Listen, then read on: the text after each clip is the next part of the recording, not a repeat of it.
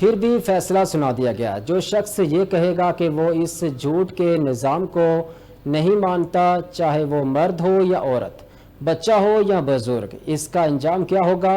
زنجیریں، FIR اور jail. کیا آج کے معاشرے میں سچ بولنا واقعی اتنا بڑا جرم بن چکا ہے، یا ہم خود اس خاموشی کے عادی ہو چکے ہیں؟ دوستو، ہر ملک، ہر معاشرہ انصاف کے اصول پر کھڑا ہوتا ہے، لیکن جب انصاف کمزور پڑ جائے تو طاقتور خود ہی جج بھی بن جاتا ہے اور جلاد بھی۔ آج ہم دیکھتے ہیں کہ جو بھی اس نظام پر سوال اٹھاتا ہے، اسے دبانے کی کوشش کی جاتی ہے۔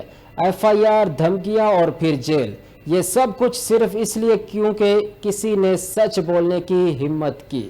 یہ صرف ایک فرد کا مسئلہ نہیں ہے، یہ پورے معاشرے کی کہانی ہے۔ جب ایک نوجوان دیکھتا ہے کہ حق کی بات کرنے والا سزا پا رہا ہے تو وہ کیا سیکھتا ہے؟ خاموشی۔ جب ایک عورت دیکھتی ہے کہ آواز اٹھانے پر اسے بدنام کیا جاتا ہے تو وہ کیا کرتی ہے؟ اپنی آواز دبا دیتی ہے۔ اور جب ایک بزرگ یہ سب دیکھتا ہے تو وہ صرف ایک جملہ کہتا ہے: بیٹا چپ رہو، یہی بہتر ہے۔ کیا یہ خوف ہمیشہ رہے گا؟ کیا ہم ہمیشہ ڈرتے رہیں گے، یا ایک دن بھی ہم کھڑے ہوں گے اور کہیں گے ہم اس جھوٹ کے نظام کو نہیں مانتے؟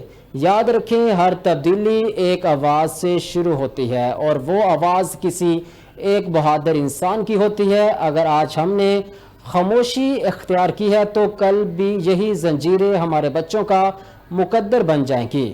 یہ ویڈیو کسی ایک کیس یا ایک شخص کی نہیں، یہ ہم سب کی کہانی ہے۔ یہ ہمارے حال ہے اور ہمارے مستقبل کی بات ہے۔ اگر آپ سمجھتے ہیں کہ سچ بولنا جرم نہیں ہونا چاہیے تو اپنی آواز بلند کریں، کیونکہ خاموشی بھی ایک جرم ہے۔ یہ وقت ہے ڈرنے کا نہیں، سچ بولنے کا وقت ہے۔